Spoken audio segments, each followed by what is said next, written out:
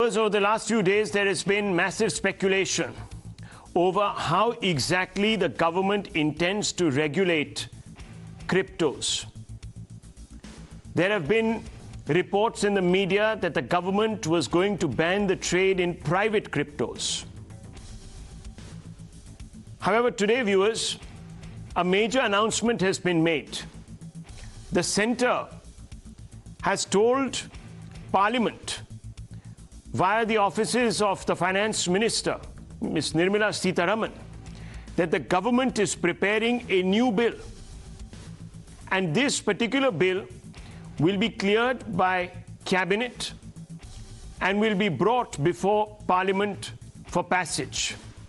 Now, viewers, a bill was expected to be cleared by Parliament after it would to have been tabled in the last session, but that didn't.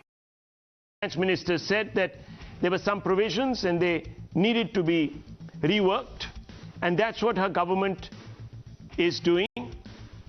And in fact, very soon we're going to see a bill being tabled. Now, obviously, viewers, we don't know what aspects of the previous bill have been reworked and what the implications could be.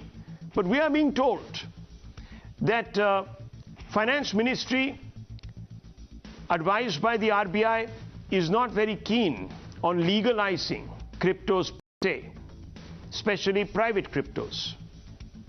The question here is, how many curbs on the trade in crypto are too much?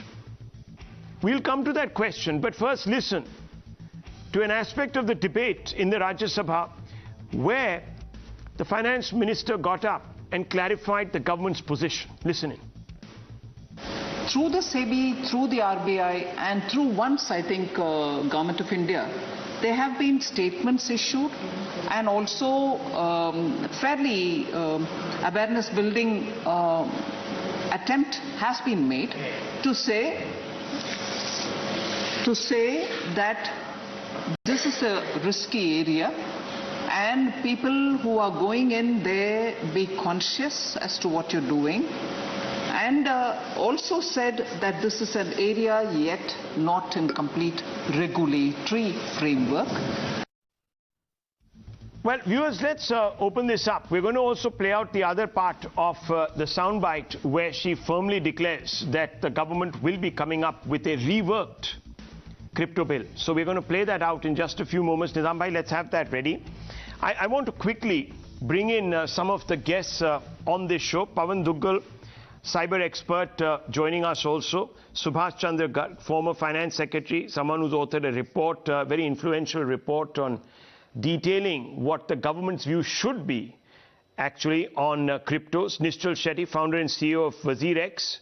Also Satwik Vishwanath, CEO and co-founder of Unocoin. So let me first begin with you, Mr. Garg. How many curbs are too much? Should the government completely go out there and ban the trade in private cryptos?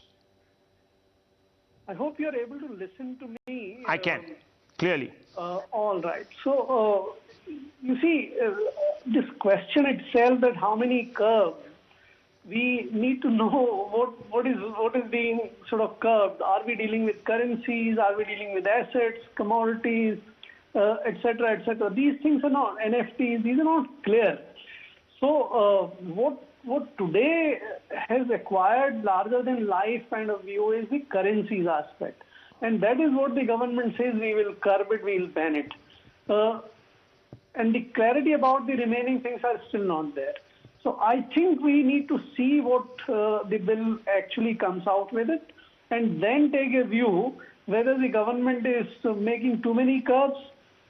It should not sort of put a stop to the useful activities which this technology is capable of, and therefore... No, so let's come back, Mr. Garg, to the main point. So should the government, and let me put this question to you straight, should the government ban the trade in private cryptos? There are so many out there, many estimates, varying estimates of how many private cryptos are out there. Many small investors, large investors have bought some of these cryptos. Some of them are not even verifiable. You don't know and there is all sorts of speculation, all sorts of fraud going on. A lot of money is at risk, Mr. Garg. See, those kind of crypto assets which are other than currencies, for example, let us take Ethereum, for example, or Ripple for that matter, which are creating valuable services and assets. If you curb them, if you ban them, you would be killing the emerging digital economy with it, which is very competitive, very valuable. You can't do that. That distinction, one need to will have to go through nature of each and every cryptocurrency of 8,000, 9,000 which are there in the world, and then determine. An approach which says everything would be should be banned or should be curbed would be disastrous to my mind. Okay, disastrous. So you would not advocate a total ban on private cryptos? Absolutely. No Okay. blanket ban, every crypto. Okay, let me bring in Pavan Duggal. Pavan Duggal, where do you come in on this? There is also, of course, a massive national security implication here, and we can talk about that in just a few moments, but on the principle first. Pavan Duggal. Well, on principle, I believe that nothing can be banned. Today we are living in a ubiquitous world, and in this world where everything is interconnected, banning is something like adopting an ostrich approach. When it's mid-noon, you cannot close your eyes and think it's midnight. The reality is that you will have to now come up with more enabling legal provisions so that these kind of provisions can help us to regulate the ecosystem. It is nobody's case that the ecosystem should be the wild, wild west. But at the same time, it's important that India should not really be lagging behind in the global race. We should not close our eyes and ears while others are running along with the pace of crypto. Look, the cryptocurrencies are the present and are the future. So the quicker we are able to enabling the regulate, the quicker we as a nation are able to learn from experiences of other nations like Belarus, like Malta, and come up with their own customized approaches, the better it will be. Yes, there is a lot of confusion around. A lot of Indians are going to land up losing a lot of money, and it's the bounden, sacred duty of the government to ensure that the consumer interests of Indian consumers are appropriately protected. And while we wait for the new crypto bill, the government has the powers under Section 87 of the Information Technology Act 2000 to go ahead and come up with specific guidelines for these crypto kind of service providers in their capacity as intermediary under the Information Technology Act 2000. Okay, let me bring in WazirX founder. Let me bring in WazirX founder here, and I want to bring in Mr. Secy. Mr. Secy, look, there is this huge conversation going on about what to do, whether you should go ahead and protect the assets that people have built up, people such as yourself perhaps, and ban private cryptos altogether. There is talk that the RBI will only issue an official digital currency and no other currency will then be allowed to make its presence felt in this country. What's really the line that one needs to draw here? Look, I think most of this confusion is arising from the fact that when you hear about cryptocurrency for the first time, the thought goes towards the fact that you look at every crypto as being a currency, and that's where we need to start understanding deeper into what crypto is. And good and easy mental model to make is no, but Mr. Secy, look, the reason I'm asking you is that because there are a large number of individuals who just say ban private crypto. There is a problem here. It is not verifiable, traceable, not enough. Has gone in to ascertain the antecedents of some of those who are introducing these currencies. There is a flight capital, risk to flight capital. There is lots of other complications, including money laundering, etc. Why not just ban them? What's the big deal? And the government the RBI can come out with its own official currency and we can still be part of the digital ecosystem. No, see, this is like saying, let's say one website ABC does something wrong. Do we go and ban everything on the internet?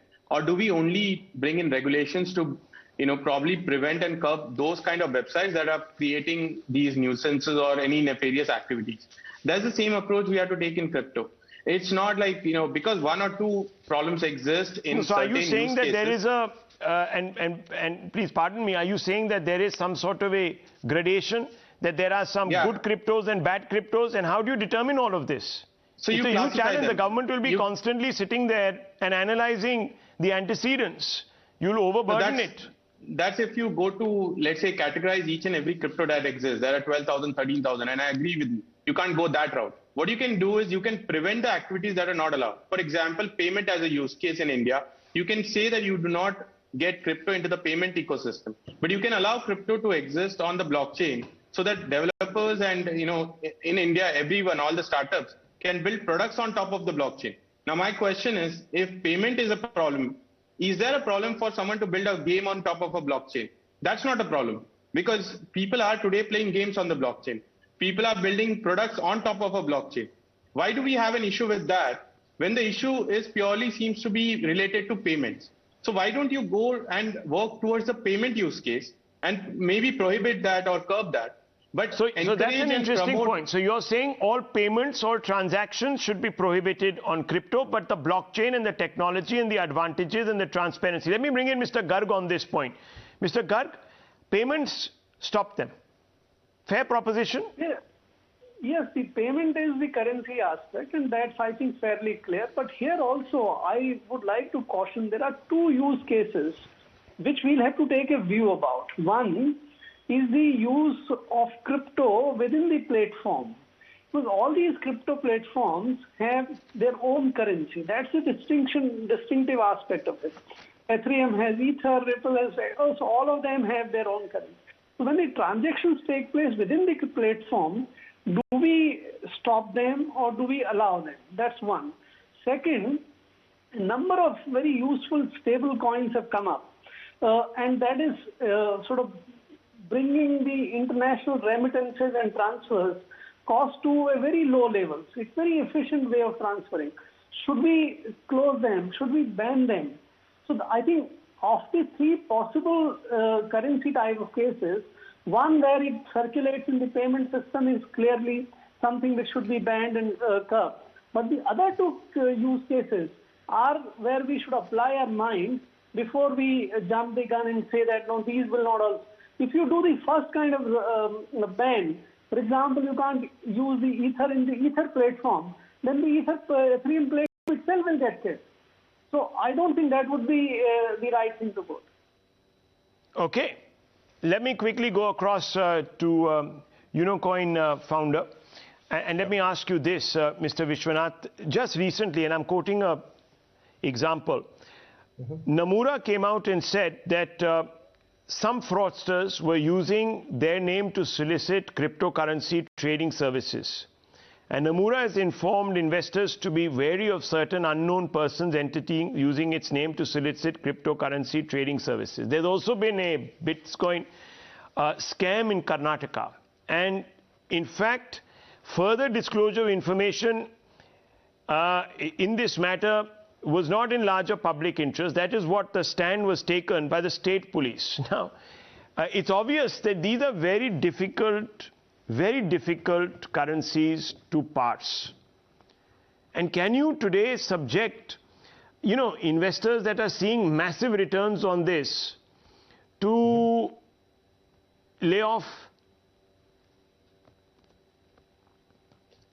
Yeah, so I think here we need to consider like multiple things, right? So on one side, whenever these kinds of fraud happen, irrespective of whether it is private cryptocurrency or whether whatever you call it as public cryptocurrency or it is stablecoin or whatever, a fraud is still fraud and it is still a punishable offense.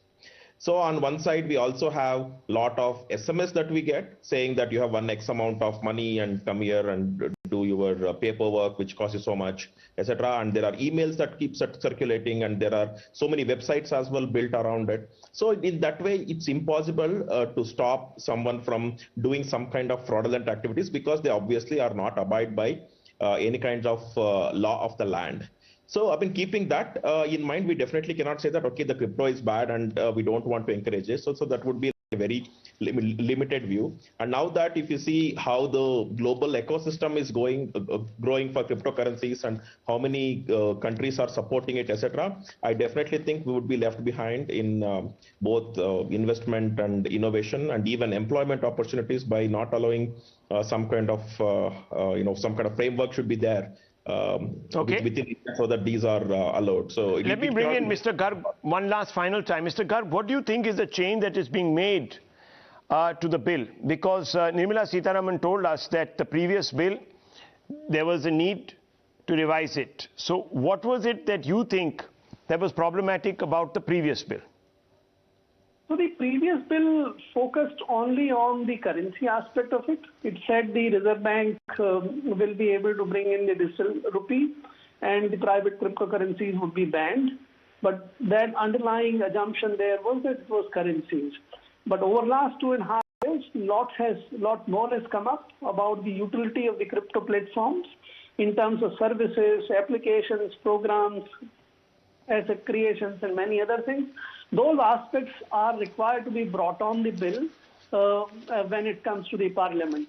That is where I think, and these are the areas where we haven't had debate and discussion in the country, and that would be very useful if that bill either it is done, either the bill is put on to the public for the public debate, or after it is introduced, then it's taken up by the standing committee or something for the larger debate. Okay, here's what the finance minister said, viewers, one last time. It was through the Supreme Court, the matter was highlighted that in the absence of a clear-cut policy, regulation by RBI also may not be proper. So that drove the attempt to have a group, and then the interministerial group worked into it, and then the policy came up, and policy was not issued out, but we are now bringing a bill and so on. So time has lapsed. In the meanwhile, it has also proliferated. At the same time, awareness issue or alert, if I can use the word, has been issued so that people are fairly cautioned that this may be a high-risk area to go in. That much has been done. Maybe more can be done on that area. I concede for Honourable Member Neeraj Shekhar's concern, but that's the point. So we are doing those little things, but then the bill is what is being keenly looked.